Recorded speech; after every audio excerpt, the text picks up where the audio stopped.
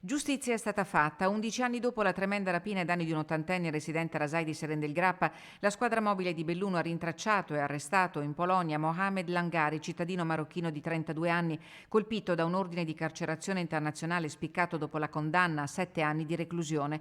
Langari, all'epoca dei fatti minorenne e venditore ambulante, si era presentato assieme a un complice a casa di Maria de Freitas, vedova dal Soler, portoghese di origine ma residente in provincia da più di 30 anni.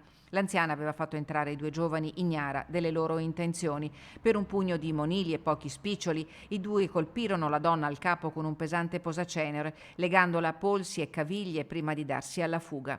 Sotto shock, insanguinata, l'ottantenne riuscì a trascinarsi vicino a una finestra e a chiamare aiuto. Soccorsa dai vicini e poi dall'ambulanza, la donna fu trasferita in gravi condizioni all'ospedale di Feltre con una prognosi di 40 giorni. Indagini fulminee dei carabinieri portarono all'immediata individuazione dei due malviventi, nel frattempo fuggiti all'estero. Lunedì scorso l'attività costante di censimento dei latitanti, compiuta dalla prima sezione della squadra mobile di Belluno, ha consentito di individuare la dimora di Langari, localizzato in una cittadina del sud della Polonia, dove è stato arrestato e dove si trova in attesa di consegna alle autorità italiane.